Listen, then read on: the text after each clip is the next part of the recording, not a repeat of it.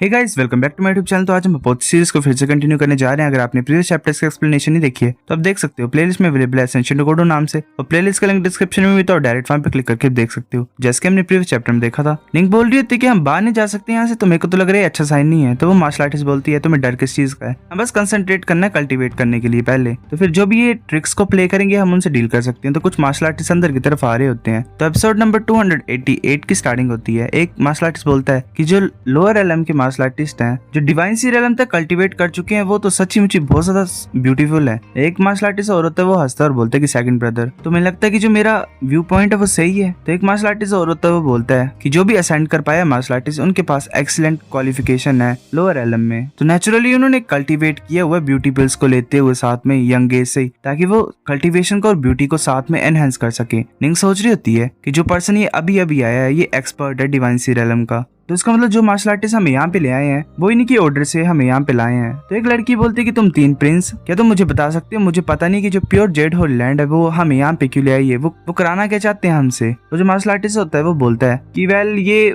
Y का question नहीं है, मेरे को यही फीलिंग आती है कि जो वुमेन है उनके लिए असेंड करना ज्यादा आसान नहीं होता है, तो मैंने तुम्हें सेव कर लिया पेन से, क्योंकि तुम्हें वहाँ पे माइंड नहीं करना पड़ना था इतने ज्यादा सालों से। वो सभी लड़कियां चुप होती हैं और देख रही होती है उनकी तरफ। एक बोलती है कि अगर ऐसी बात है तो हमें यहाँ पे इम्प्रिजन क्यों किया गया हुआ है, तो ज्यादा अच्छा नहीं होगा अगर तुम हमें जाने दोगे। तो एक मार्शल आर्टिस्ट बोलता है कि जो मेरे प्योर जेड होल लैंड का लीडर है वो 3 प्योरिटी रेलम का भी लीडर है, तुम इतनी ज्यादा अच्छी अपॉर्चुनिटी को कैसे मिस कर सकते हो, मेरे प्योर जेड होल लैंड को क्यों नहीं ज्वाइन करते। जो प्योर जेड होल लैंड के मेरे अंकल है वो रिक्रूट करते हैं बिगिनर डिसिपल्स को। अंकल है जो वो हाफ स्टेप रेलम लॉर्ड है, अगर तुम्हारा लक अच्छा होगा तो तुम उनके डिसिपल भी बन सकते हो, तुम्हें मेरे को सिर्फ फॉलो करना चुपचाप। और बात यह कि स्पेसिफिक नंबर है एम्प्टी सीट के उनके डिसिपल बनने के लिए, अगर तुम फेवर्ड होगे या फिर ना होगे तो वो तुम्हारी फॉर्च्यून के ऊपर ही डिपेंड करता है। जो मार्शल आर्टिस्ट होते हैं वो बोल रहे होते हैं कि half step realm lord as a master होना। वो ऑरेंज हेयर वाली मार्शल आर्टिस्ट बोलती है कि जब से मैंने मार्शल आर्ट्स में फुट रखा है तो मैंने कभी भी एक मास्टर को नहीं लिया है, चाहे जैसी मर्जी कल्टीवेशन क्यों ना उस पर्सन की,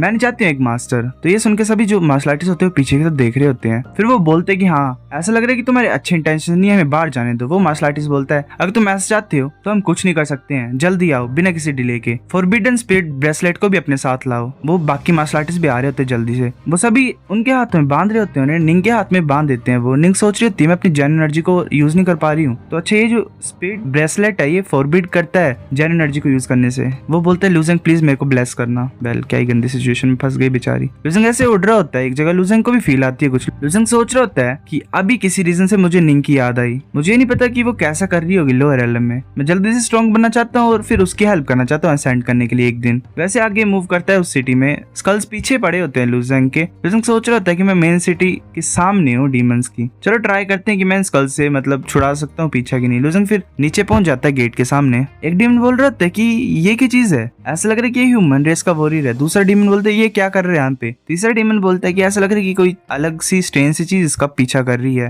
लूजेंग ऐसे पहुंच जाता है गेट के सामने, तो एक डीमन बोलता है कि ओए ये ह्यूमन रेस की जगह नहीं है, अगर तुम सोच रहे हो कि तुम एस्केप कर सकते हो मेन सिटी में तो सपने देखना। लूजेंग चुपचाप उसे पंच मारता है और वो डीमन उड़ जाता है और ड्रीम पॉइंट्स में कन्वर्ट हो जाता है। लूजेंग उसे अब्सॉर्ब कर लेता है। एक डीमन बोल रहा था वाओ ये इंसान तो अमेजिंग है। दूसरा बोलता है मेरे को तो देखने को भी नहीं मिला कि इसने ये गार्ड को कैसे मार दिया। लूजेंग जैसे एंटर करता है, लूजेंग सोच रहा होता है अब थोड़ा सा मेरे को ठीक लग रहा है अपनी पीठ पे, क्या वो सभी पीछे रह गए हैं। लूजेंग पीछे देखता है और सोच रहा होता है ये क्या हुआ। वो सभी डीमंस जो होते हैं, वो स्कल्स जो होते हैं, वो गेट पे रह गए होते हैं। एक डीमन बोलता है कि ये क्या कर रहे हैं मुझे समझ नहीं आ रहा है। दूसरा डीमन बोलता है पहले मैंने सोचा था कि ये जो लिटिल स्कल्स हैं ये वेपन है इसके, पर अब देखने से लग रहा है कि ये क्या स्कल्स को इस मेन सिटी में लाना चाहता है। लूजेंग देख रहा होता है वहां और सोच रहा होता है क्या मेन सिटी में लाना। फिर लूजेंग अपने हाथ को बाहर निकालता है बैरियर के और स्कल को पकड़ता और खींचने की कोशिश कर रहा होता है अंदर, पर वो जो स्कल्स होते हैं वो अंदर नहीं आ रहे होते हैं। लूजेंग सोच रहा होता है ये क्या चीज है, किस तरह की रेजिस्टेंस मेरे को लग रही है जो प्रिवेंट कर रही है स्कल्स को अंदर आने के लिए। लान सही थी, किस तरह की प्रोविजन है इस जगह पे प्लेस की गई जो कि स्कल्स को प्रिवेंट कर रहा है एंटर करने के लिए। तो अगर मैं स्कल्स को अंदर ले आऊंगा तो जो मेन सिटी वो उसे डिस्ट्रॉय कर देगी। फिर लूजेंग पूरी फोर्स लगाता है, जो वॉल्स होती है वो डिस्ट्रॉय होने लग पड़ती है। वो जो वॉल होती है वो टूट जाती है। लूजेंग बोलता है वेल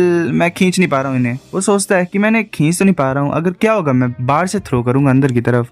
फिर लूजिंग सिटी के बाहर चला जाता है और थोड़ी दूर जाके उस स्कल को पकड़ता है और फेंकता है वहां आगे की तरफ। वो स्कल होता है वो बाउंस बैक हो जाता है और नीचे लूजिंग के साइड में लगता है। वहां पे जो ग्राउंड होता है वो टूट जाता है। लूजिंग सोच रहा था कि इसने एक्चुअली में एक होल बना दिया ग्राउंड में। मुझे ये नहीं पता कि इतनी ज्यादा पावर हो सकती है इसके अंदर कि ये जो ग्राउंड में होल कर सकता है। लूजिंग नीचे की तरफ देख रहा होता है, फिर वो स्कल्स की तरफ देखता है। एक डीमन बोलता है मुझे समझ आया कि ये जो ह्यूमन रेस का बच्चा है ये अपना पीछे छुड़वाना चाहता है इन स्कल से जो कि इसके पीछे लगे हुए हैं। दूसरा बोलता है मैं ये सोच रहा हूँ कि इसने कहाँ पे मैनेज किया और इन चीजों को कैसे प्रोवोक किया। ये काफी ज्यादा स्ट्रॉन्ग है, ये तो डिवाइन वेपन से भी ज्यादा स्ट्रॉन्ग लग रहे हैं ऐसे। लूजिंग सोच रहा था क्या डिवाइन वेपन से भी ज्यादा स्ट्रॉन्ग, अगर मैं इन चीजों को डिस्ट्रॉय नहीं कर सकता तो फिर वो स्माइल करता है। पीछे डीमंस होते हैं, पहले इनका नंबर लगने लगा है। लूजिंग बोलता है कि मैंने यूज कर सकता हूँ ड्रीम पॉइंट्स को पाने के लिए। लूजिंग फिर जल्दी जल्दी उन सारे स्कल्स को आगे की तरफ फेंकता है। वो सभी जो स्कल्स होते हैं पीछे की तरफ जाते हैं और डीमंस को मार रहे होते हैं। लूजिंग हंसता है और बोलता है कि ये चीजें चलो फाइनली काम तो आई। फिर लूजिंग उनके पॉइंट्स को ऑब्जर्व कर लेता है। लूजिंग ऐसे कर रहा होता है, उन्हें आगे की तरफ फेंक रहा होता है और डीमंस को मार रहा होता है और उनके ड्रीम पॉइंट्स को ऑब्जर्व कर रहा होता है। लूजिंग बोलते हैं कि ये जो स्कल्स हैं ये तो काफी ज्यादा स्ट्रॉन्ग है और इनके पीछे काफी ज्यादा टेरिफाइंग पावर है, एक खतरनाक वेपन्स भी बन सकते हैं। चलो मोस्टली यहाँ पे क्लीन कर ही दिया तो अब ये टाइम है मेन सिटी में जाने का। फिर लूजिंग टोकन को निकाल लेता है अपने टेलीपोर्टेशन वाले को, उसे एक बॉल कवर करती है। लूजिंग वहां से गायब हो जाता है, टॉप पे पहुंच जाता है। लूजिंग सोच रहे थे अजीब है उन स्कल्स ने मेरे को यहाँ पे फॉलो नहीं किया। मैं ये सोच रहा हूँ कि क्या होगा अगर मैं नेक्स्ट सिटी को चूज करूंगा। चल मैं उसे चूज करता हूँ। फिर लूजिंग एक जगह पे पहुंचता है, वो नीचे टेलीपोर्ट हो जाता है। वहाँ पे एक बहुत बड़ा सिटी गेट होता है। लूजिंग हवा में होता है। लूजिंग बोलता है कि ऐसा लग रहा है देखने से कि ये डीमन नाइट रेस की मेन सिटी है। जो डीमन नाइट रेस है अपर एलम के, वो तो ऐसे तो उनके जो क्लैन है वो छोटा सा है, पर जो हाउसेस हैं वो बहुत ज्यादा ब्यूटीफुल और एक्सट्रीमली डिटेल्ड है। ऐसे तो ये अच्छे हैं असैसिनेशन में और अपने आप को छुपाने में, पर अगर तुम्हारे पास अच्छी आंखें होंगी तो आसानी से देखे जा सकते हैं। लूजिंग फिर अपने आइज को यूज करता है, तब जो स्कल्स होते हैं वो पीछे जा जाते हैं लूजिंग के पास। लूजिंग सोच रहा होता है कि मैंने अभी टेलीपोर्टेशन ऑर्डर को यूज किया है, पर ये जो स्कल्स हैं 10 ऑफ मिलियन माइल्स को ऐसे ही मतलब जल्दी से कवर करके यहाँ पे पहुंच गए जहाँ पे मैं हूँ। पर ये स्कल्स हैं सेम टाइम पे पहुंच गए जैसे मैं यहाँ पे पहुंचा। जो विच क्राफ्ट है एंशिएंट विच रेस का, वो तो वेल हेवन डिफाइंग ही लग रहा है मुझे। तो बोलता है अगर ऐसी बात तो मैं कंटिन्यू कर सकता हूँ क्लीन अप को इसी सिटी में। वो फिर उन स्कल्स को पकड़ता है, नीचे फेंक रहा होता है और डीमनाइट्स को मार रहा होता है, उनके पॉइंट्स को ऑब्जर्व कर रहा होता है। लूजिंग फिर अपनी लिस्ट को देखता है पॉइंट्स की। वो बोलता है कि जो मेरी टोटल ड्रीम रैंकिंग है वो गिर गई, वो 17,000 पे है। और जो ग्रेट वर्ल्ड में मेरी रैंकिंग है वो भी गिर गई, वो अब 300 प्लेस पे है। ऐसा लग रहा है कि ये जो लूटिंग है करना ड्रीम पॉइंट्स की सिटीज के बाहर वो काम नहीं कर रही और ज्यादा। चलो अब मेरे पास 5 मिलियन पॉइंट्स है तो मैं ट्राई क्यों नहीं करता हूँ। फिर वो उस टोकन को निकाल लेता है। वो बोल रहा होता है कि तुम एंटर कर सकते हो hall of cause and effect को अगर तुम 5 मिलियन ड्रीम पॉइंट्स को पे करोगे तो। 10 पीपल लगते हैं इसे ओपन करने के लिए, तो तुम्हें अटेंड करना पड़ेगा, तभी तुम सेम ही टाइम पे अटेंड कर सकते हो। अभी 6 पीपल कम है hall of cause and effect को ओपन करने के लिए। क्या तुम ड्रीम पॉइंट्स को पे करना चाहते हो? लूजिंग बोलता है 6 पीपल कम। जब मेरे को लास्ट टाइम टोकन मिला हुआ तब तो सिर्फ 3 ही पीपल कम थे। अभी पीपल का जो काउंट ऑफ डिक्रीज कैसे हुआ? फिर बोलते नहीं, ऐसा हो सकता है कि जो बाकी वॉरियर्स थे वो गैदर हो गए थे 10 और उन्होंने कर्मा हॉल को ओपन कर लिया था। तो अनदर ग्रुप होगा जिसमें सिर्फ 4 पीपल वेट कर रहे हैं। ऐसा लग रहा है कि बाकी वॉरियर्स भी मतलब hall of cause and effect में एंटर कर सकते हैं डिफरेंट प्लेसेस से। लूजिंग बोलता है मैं पे करता हूँ अपने ड्रीम पॉइंट्स को। लूजिंग के सारे ड्रीम पॉइंट्स वो जो टोकन होता है वो खा जाता है, गेट टाइप अपीयर होता है। लूजिंग उसमें एंटर कर जाता है और एक घर टाइप में पहुंचता है। लूजिंग आगे तब देखते हैं वहाँ पे 4 मार्शल आर्टिस्ट बैठे होते हैं। एक मार्शल आर्टिस्ट बोलता है एक और पर्सन यहाँ पे आ गया है, अब हमें सिर्फ 5 लोगों की कमी है। एक मोंग टाइप भी होता है वहाँ पे और एक डीमन होता है वो देख रहा होता है। लूजिंग बोलता है क्या ये hall of cause and effect? ऐसा लग रहा है देखने से कि इसमें कोई भी एग्जिट नहीं है। लूजिंग फिर नोटिस करता है और सोचता है कि जो लिटिल स्कल्स है वो मेरे को फॉलो नहीं कर रहे हैं। अब एक लड़की होती है वो बोलती है कि ये सिर्फ वेटिंग रूम है, जो hall of cause and effect है वो तभी ओपन होगा जब 10 लोग गैदर होंगे, तो हम यहाँ पे वेट कर सकते हैं और प्रैक्टिस कर सकते हैं। तो एक मार्शल आर्टिस्ट बोलता है ये जो पर्सन अभी एंटर हुआ hall of cause and effect में, मेरे को लगता है कि फर्स्ट टाइम है इसका, मेरे को लग रहा है कि हमें ऐसे ड्रैग ही करेगा। लूजिंग बैठ जाता है एक जगह पे और अपने युआन मैग्नेटिक स्टोन को निकाल लेता है। लूजिंग सोचता है कि अगर चलो अभी ओपन नहीं हुआ है hall and cause and effect तो मैं ट्राई करता हूँ इस टाइम को रिफाइन करने के लिए मैग्नेटिक एसेंस को। वो जो लड़की होती है वो देखती है, वो बोलती तुम जो स्मॉल हिल तुम्हारे हाथ में है, क्या तुमने युआन मैग्नेटिक माउंटेन को रिफाइन किया? लूजिंग बोलता हाँ। वो सोच रहे थे कि यहाँ पे लोग भी है जो युआन मैग्नेटिक माउंटेन को रिफाइन कर सकते हैं, ये तो इनक्रेडिबल है। लूजिंग उस स्क्रॉल को निकाल लेता है जो जी ने दिया होता है। लूजिंग बोलता है जो पावर होती है मैग्नेटिक एसेंस की वो एक नेचुरल फोर्स है जो फॉर्म होती है कॉम्बिनेशन से 5 एलिमेंट की। ये जो 5 एलिमेंट की पावर को एक्सट्रैक्ट करने के लिए युआन मैग्नेटिक माउंटेन नेसेसरी होता है। जो युआन मैग्नेटिक माउंटेन के 5 एलिमेंट की पावर है उसे एक्सट्रैक्ट करने के लिए 5 एलिमेंटल लॉज की पावर चाहिए सेम टाइम पे, और जो पावर होती है वो कंट्रोल होनी चाहिए और एक बैलेंस स्टेट में होनी चाहिए कंप्लीटली। लूजिंग बोलता है 5 एलिमेंटल लॉज की पावर को यूज करना और उन्हें बैलेंस स्टेट में लाना, चलो ट्राई करता हूँ। लूजिंग बैठ जाता है और अपने हाथ को आगे आगे की तरफ करता है। जो 5 एलिमेंट्स होते हैं वो ऐसे फॉर्म हो रहे होते हैं उसके हाथ में, और एक एक फिंगर एक एक एलिमेंट को फिर रिप्रेजेंट करती है। लूजन बोलता है अच्छा, जो पावर है 5 एलिमेंटल लॉ की वो काम कर रही है। फिर हम बताया जाता है कि जो पावर होती है 5 एलिमेंटल लॉ की वो इंडिपेंडेंट होती है बाकी जो ओरिजिनल लॉज होते हैं उनसे, और ये मोस्ट ओरिजिनल लॉ होते हैं पूरी दुनिया में।